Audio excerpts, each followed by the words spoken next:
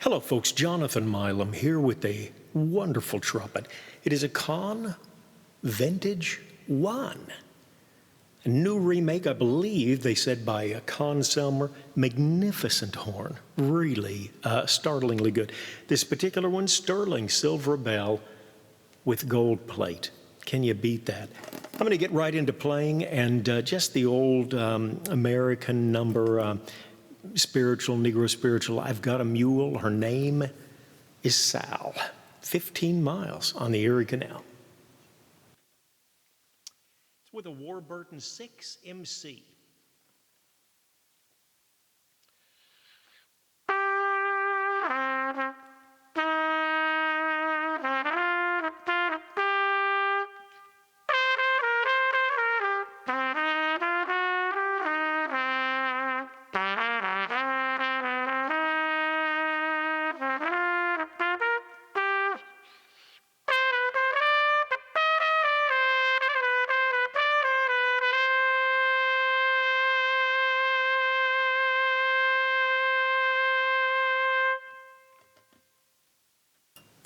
I wanted to have one of these for a long time, and was finally able to land one. So glad that I was. Just a couple of things that I'll point out before we try some other mouthpieces. Of course, when Conn put this together, they said they used the, all of the ideas that it had, some of their vintage thoughts. One thing I love is they put the rings on here. Love the ring for the first slide. Of course, you usually have that for the third. And I also like it for the pinky on the lead pipe. Very nice. Some wonderful features about this horn. And one of them is they just did so many things right. But here, wherever you have on your slides, and you have one slide meeting the metal, they put an extra ribbon of metal here on the edge. Sometimes you get that really clean slide in. You lube overly, and then you get that lube smeared everywhere. And I'd rather over lubricate a horn than under lubricate it. But really like the way they did this. Everywhere, at least on the slides, you can see that they brought metal to metal. They put that little raised ribbon, which is so nice. See it here on the third as well. Tuning slide. Just very nice. It does add a little bit of weight, centered in the horn, good feel. Not a light horn, certainly not going to be like some of the boutique super heavy horns, but very, very solid, well balanced, nice tone. This one does have the 46, so I think it's going to be a 346 entry to the lead pipe. I forget if it's 459 or 460, pardon me, I hope that 1,000th of an inch won't bother anybody. But definitely medium large is what they call this. Very short valve stroke, recessed valves, mostly completely recessed, not completely, but mostly. It covers most of the valve. Very short valve stroke. This particular horn, excellent compression. That's your first and your third as well. Dump slide. Oh, who knew they still put these out on horns other than the Strad? Nice feature. You're not going to have any loss there. They have what looks like an Amato, but it's a very heavy duty. It is not your standard Amato. It opens here, I believe. Seems like it's got material there that makes it easy to grip. So if it ever does stick up on you, if you haven't used it for a long time, haven't tended to it and put it away, but a very, very, like everything else, just very, very well done. Two tuning slides on this horn. This is the more of the radial. They also have the D type, which for you Strad lovers would make you feel right at home. A plethora. You've got 3 heavy valve potentials, plus you've got alternate pieces that you can screw on if you like even a little more weight distributed unevenly, 2 on your third, 1 on your second, so on and so forth. This has got the whole package, wonderful new case. And the horn, I don't see a ding on it, don't see a scratch, just tremendous looking. And I'm not sure it'll show, but can you see how they did the Conn Vintage One in very elegant script there, very elegant script. Just, they seem to have done everything right with this horn, and kudos to the Conn-Selmer company. the people that worked with this. What a wonderful job, and a great sounding horn, easy to play as well. Okay, let's get back to it. As I usually do, we'll try several mouthpieces to give you an idea depending what you're doing. The first was a Warburton 6MC with a pretty standard 27 drill. Was using a 7 sleeve on it, I believe. Yeah, that was a 7 sleeve. Now I'm going to go to the far extreme. This is a Reeves C2J. You can see how deep that cup is, an 11 drill.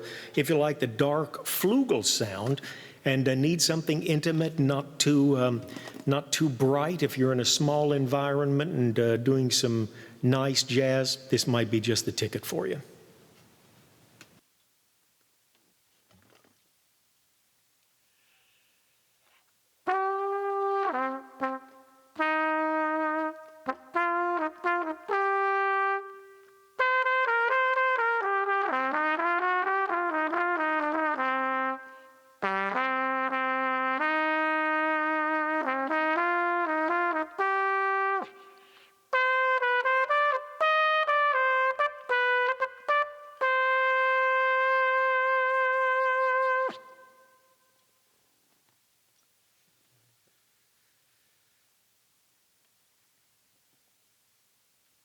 All right, we'll go just a little bit higher here. We'll go to the Trent Austin TATF.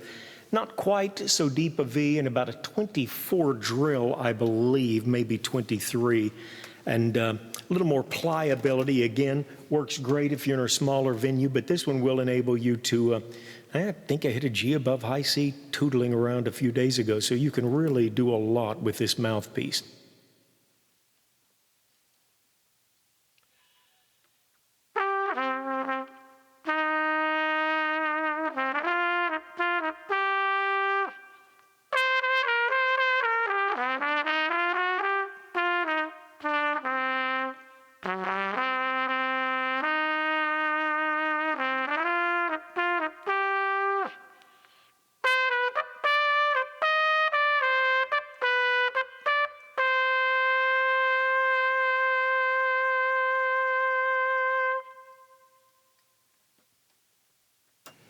I usually do simple little numbers. I'm not trying to illustrate anything but the tone of the horn and what you can do with it. But here a while back I was thinking, I do talk about, if you're going to, take a horn to a classical venue, what would you be able to do? This is a Reeves 22B.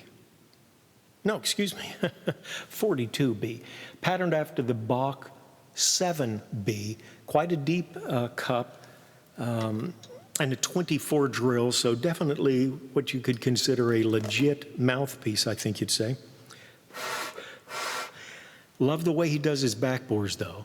It's not going to eat your lunch playing with it. But if you wanted to play a more classical number and you're wondering if you could do that, the old song, Our Father, which art in heaven, a classic for weddings. We'll just try a little of that. It's quite slow moving, and I don't have 3.5 minutes for one song, but we'll give you the start of that anyway, the Lord's Prayer.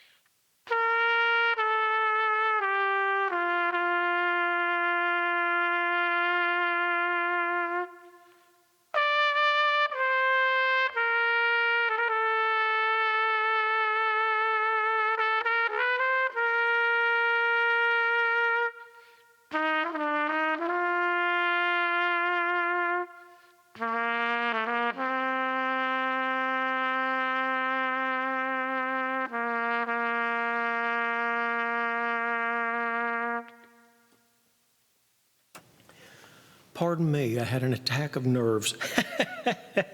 I'm not a legit player to my way of thinking, and I suddenly thought, what in the world are you doing? But nice horn, and I think that shows it does have a wonderful breadth that you can do. It certainly takes care of the light numbers, and you know, what a neat horn.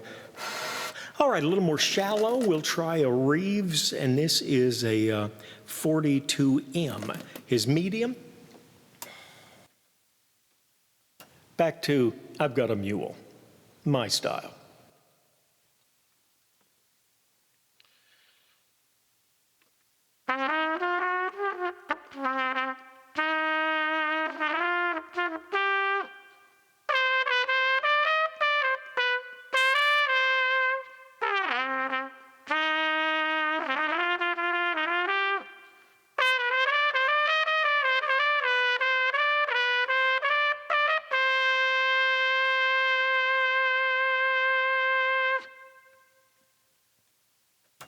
Isn't that neat? Just a great horn. I'll do one more for you. And what I'm going to do, I'm going to go to a cup that I just recently got. Ken Tidmus, I believe, has left Terry Warburton, both great guys. And he's working, I think, out of Tampa, so he's not too far from his old haunts around Orlando, where Terry's place was. But the mouthpiece that I started with, the Warburton 6 MC, marvelous mouthpiece, nice crisp tone. What Ken did on these particular mouthpieces, he went in, he hollowed out the bottom of the cup just a little bit, and the sides, he added a little bit to the sides, girth, I think it's called, and just worked the throat a little bit to make it slightly more open, which I notice Reeves seems to do a lot of as well. And very impressive result, very impressive. This is a 6, should be shallow, yeah, 6 shallow. And we'll try again, I've Got a Mule.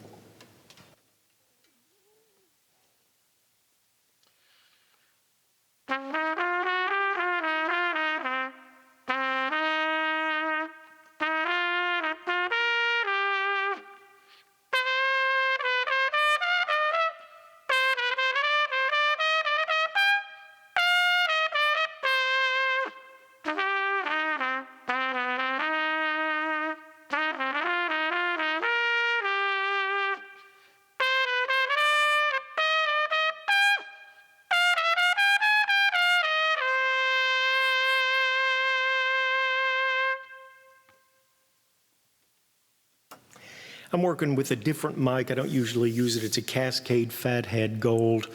And anxious to see what it sounds like. Wonderful horn.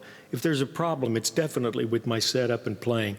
Don't think there's a problem with this trumpet. Again, Conn Vintage One, kudos out to the great craftsman that put this horn together. Nice, solid feel to it. Great horn. The Sterling Bell, just what a marvelous, marvelous product. Thanks as always for joining us. Thumbs up is always appreciated. Never too late to give the thumbs up. And any comments, questions? These horns have been around for probably 20 years or so. And if you've had experience with them, definitely pitch in. Let us know what you think. Take care of yourself and someone near you. Have a great day.